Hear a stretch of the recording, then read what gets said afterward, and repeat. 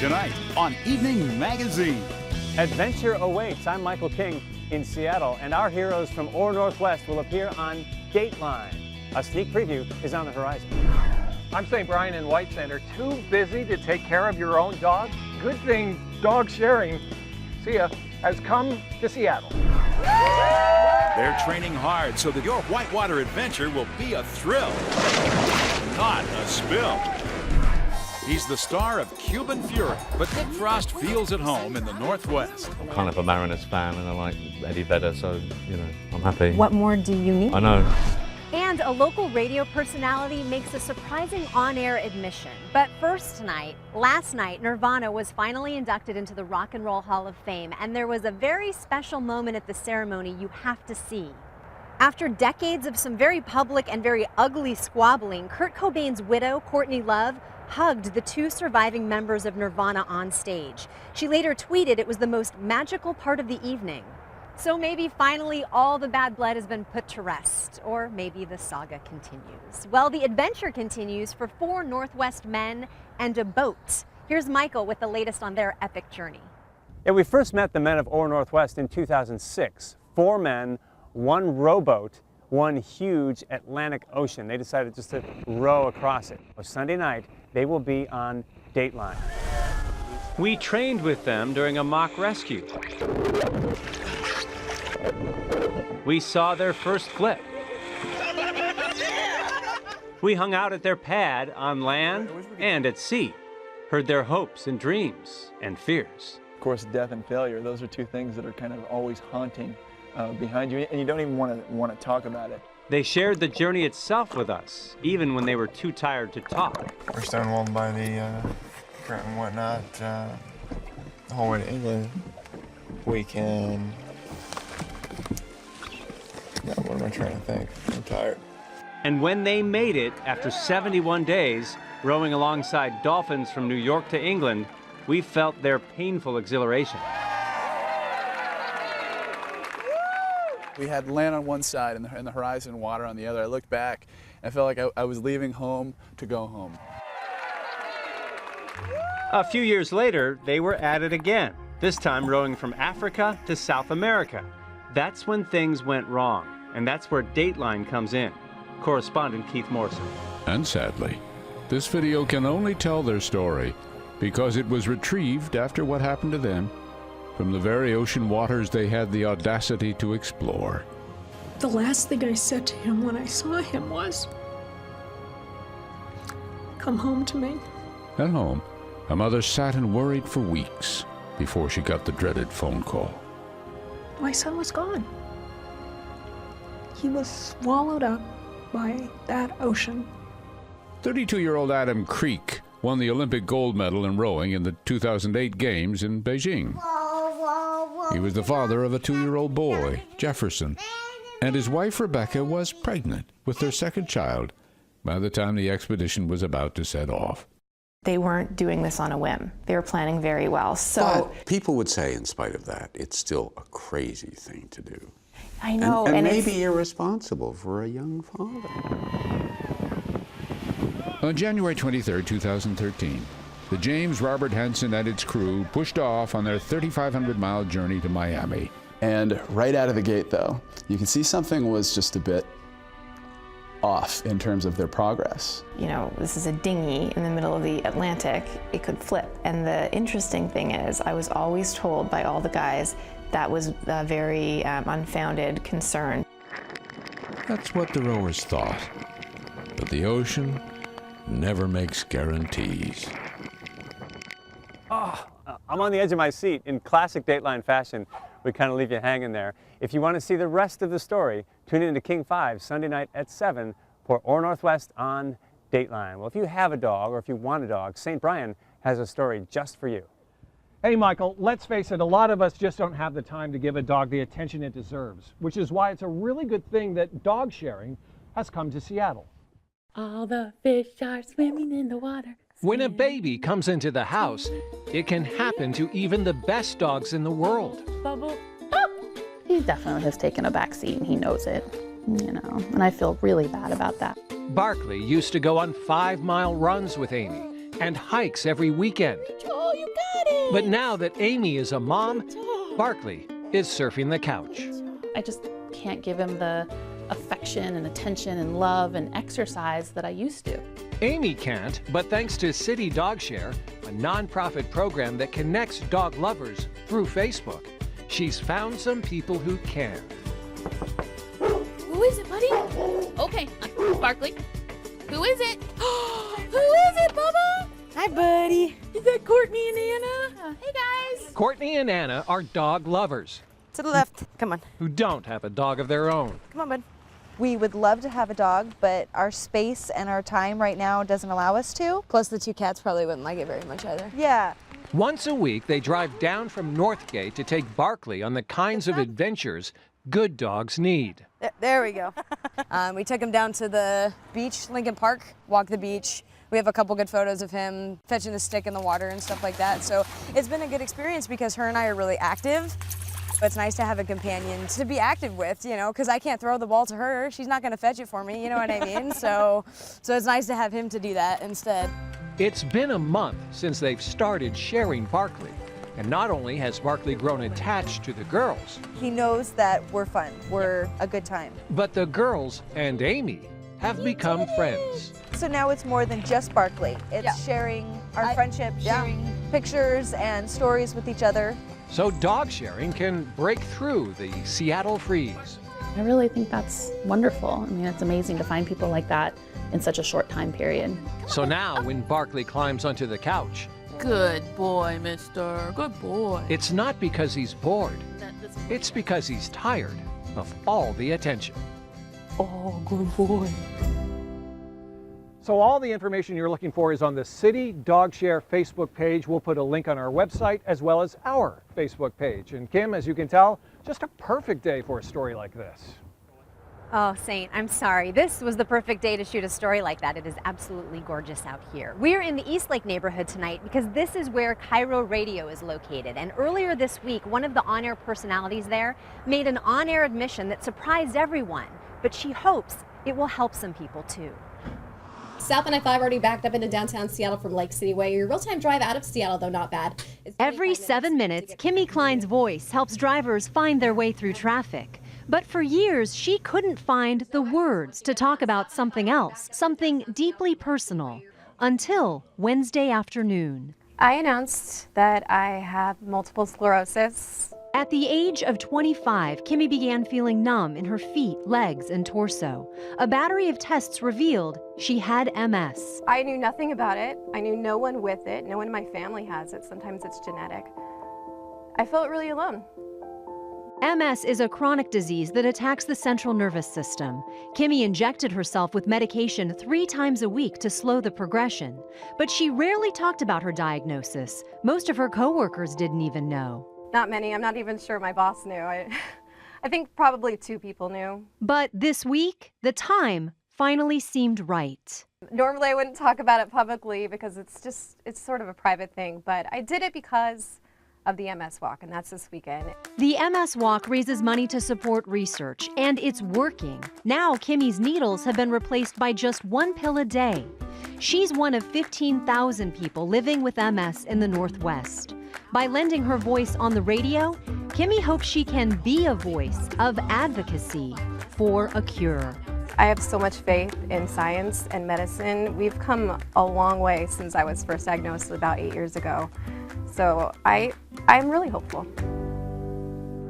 We'll put a link on how you can donate to Kimmy's team or join her this Sunday at the University of Washington for Walk MS. She'll be there along with King 5's Dennis Bounds and thousands of other people. Opening ceremonies begin at 9:45. It's a 5-mile loop. Everyone is invited to participate. The celebration, again, raises money for nearly 15,000 people living with MS in our area. They're training to make sure your whitewater adventure will be a thrill. Later. And the one place on Earth where you can find any place on Earth. After this.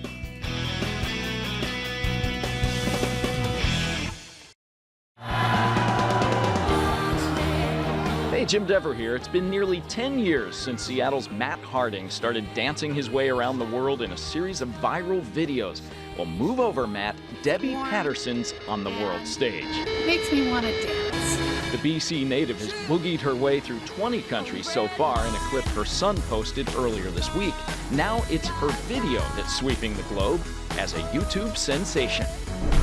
Welcome back to the show from the East Lake neighborhood tonight. How would you like to go globetrotting without ever leaving the Northwest? It's totally possible. Just head down to Seattle's waterfront and ask for Skip. As Jim shows us, he can give you great directions. This one, it's basically a musical score written to look like a world map. And I think what's fascinating about this is that it's a fairly short concert piece. It actually is playable. I've heard it, and it sounds a lot more decent than I would have thought. Skip can even show locals the sights of Seattle like never before. It has no streets on it, so it's definitely not a map that I would use driving around. It's got the basically a listing of all the neighborhoods in their respective areas. This is kind of a unique map. It kind of uses sort of this origami sort of thing, and they've kind of gotten their own cult following. This one is a map of Seattle in 1891. From inside the store, Skip can take you back in time or to mountaintops in Kyrgyzstan. We do sell. But get him outside, and he's been known to lose his way. I get lost quite often. I've always got a map handy. I like to know not only where I am, but where I can go. For now, there's no place on earth Skip would rather be. After all, at Metzger's, he's got the whole world in his hands. So, yep. One big thing for this one, too, is that it tilts.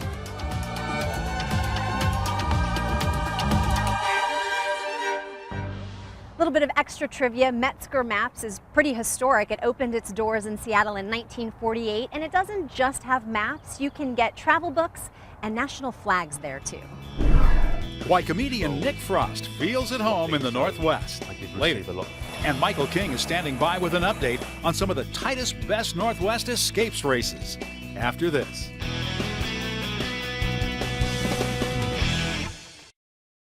Welcome back to Evening Magazine. Over the past few weeks, we have been asking you to vote for your favorite places in our Best Northwest Escapes viewers poll. And Michael joins us now with a very frantic update. Hey, Michael. Yeah, Kim, you are right. We're in the final hours of our Best Northwest Escapes poll. In fact, well, look at that. We only have 3.5 hours left of voting. So if you want to change the results, you still can. Because you got to get to your computer right now. Let's check some of the latest standings for Best Outdoor Adventure. Anacortes Kayak Tours and Canopy Tours Northwest are locked in a race that's too close to call. Evergreen Escapes Cascadia is in third. The battle for Best Mountain Biking, also a hot race. Tiger Mountain has a slight lead over Olympic Discovery Trail. Sun River Resort in Leavenworth is in third. Finally, under Best Water Park, Wild Waves Theme Park is beating Great Wolf Lodge in a wet and wild race, if you will. Slide Waters at Lake Chelan is right behind those two. And if you do vote, you can win a prize worth $5,000. It's a Central Washington getaway from our friends at Washington's Playground. Kim, you are up. We're going to continue tabulating results here. Thank you, Michael. We will start showing the results of that poll the week of May 5th. Leavenworth usually makes it somewhere on that list. And if you head to Leavenworth this month, you may see a lot of people being rescued from Class 3 rapids. But don't be alarmed. It is just raft guide training that happens there every spring. Saint takes us along with a rookie on a job interview. Do not make the mistake of thinking Leavenworth is only about mountain peaks, Bavarian buildings, and Lederhosen. Lederhosen, Lederhosen. World-class whitewater rafting is also a huge draw. And this time of year, the Wenatchee River mercilessly schools would-be guides. In terms, it's the best class in the world, and it's a class of natural consequences. This group of rookies is training with Osprey Rafting. Keeping customers safe on the water starts on dry land, aiming throw bags stuffed with rescue rope, and flipping boats using leverage instead of muscle. There you go. Oh, he did. Then it is time to get on the water. Yeah, folks, let's go rafting. Almost. Wait. Just getting rafts to the riverbank isn't easy. Move left. This is why we're training now. This is the hard part. This is what takes your breath away. Once you're down on the water, Now you're doing good. Forward paddle. Instead of getting on the water, the new guides get paddling drills. But I think this looks easier down here. Then they scramble over rocks to scout the river. All this prep is for a reason. Water doing this can drown people. These students are nervous. Sure, it's cold water. First time on the river this year. I feel nervous today, and I think it's good to feel a little nervous. Yeah, the more experience I get, the more I'm going to feel comfortable. These rookies are going to run a Class 3 called triple shot. Finally, rubber meets river. A good day has seen the rookies have success and that they paid attention, they listened, and they were able to assimilate the information they got, and they're building guide skills. So I would like to see them totally grease this move. The preparation pays off. They went around, they skirted, that's good. That was well done. As the day goes on, they practice ferrying across the river's current. She recovered it very well. Getting onto flipped boats and riding them from the water. And rescuing a cooler named Bob. Bob's not a very good paddler. He's pretty much dead weight. Oh, now they got to chase Bob. Bob's going down the river. We got to save Bob. Finally comes the ultimate test, a live rescue. Everyone's feeling confident as an experienced guide and rookie Chris Gaynor volunteered to take the plunge. But the rapids pin Chris underwater so long, the group loses sight of him. He was underwater a long time. Suddenly, this doesn't feel like a drill. Swim to the boat! Sucked him down, he came out, he was underwater, it looked like, for like 20 feet. My eyes were getting bigger and bigger, like where did he go? Yeah, he'll have a story after today. Gary's group becomes a team on the river today and learns a lesson from a tough teacher. Mother Nature. Yeah, you want to listen to Mother Nature. And these rookies are a step closer to their new job titles. Raft guide. Yeah, raft guiding sounds like a good idea to me. I was impressed. There's a lot to learn. You can see that we have a lot more to learn. But overall, third day, first week of guide training, wow. Job well done today, guys.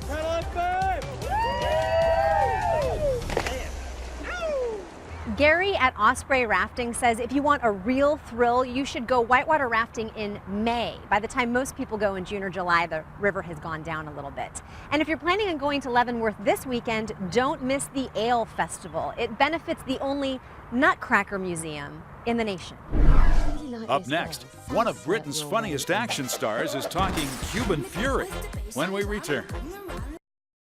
Welcome back to Fairview Park in the East Lake neighborhood. If you're considering seeing a movie this weekend, there's a smaller one opening tonight that might be right up your alley. It stars one of the funniest British actors out there, Nick Frost. And he stopped by King 5 recently to tell us all about Cuban Fury. Come on, little son. I don't dance. All right, make yourself useful. It seems an odd pairing, Nick Frost and salsa dancing, but that's exactly why the British comedy and action star wanted to make Cuban Fury. It kind of defies genre, right? Like there's drama, there's comedy, there's action. Just because you're making a comedy doesn't mean that the drama can't be dramatic and the action beats shouldn't be action-packed and the dancing in this case needs to be furious and sexy and real. And it is real. Nick trained 7 hours a day for 7 months, so all the fancy footwork on film would be his own. Maybe I think there should be an Oscar category for effort. Yeah.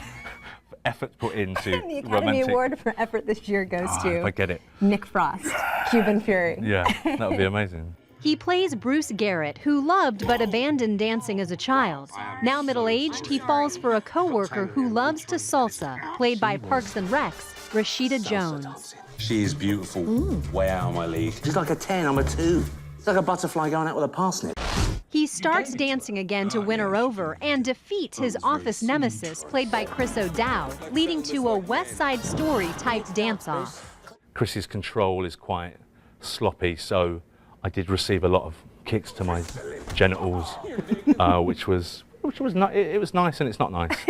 The movie is predictable but sweet and proves Nick Frost has what it takes to play a leading man. If it's a hit, perhaps he'll consider a sequel in Seattle. Yeah, I like I like coming to Seattle. The weather's kind of British. I know, particularly I'm kind on of a days like Mariners today. fan, and I like Eddie Vedder, so you know I'm happy. What more do you need? I know. I have got something that you don't have. Do you know what that is? Type 2 diabetes. Cuban Fury is rated R. I thought it was pretty unoriginal, but honestly, I left the theater feeling very uplifted. It opens in theaters tonight. Coming up next on NBC, Hunt for the Boston Bombers with Brian Williams. We'll see you back here Monday night. Good night from Eastlake.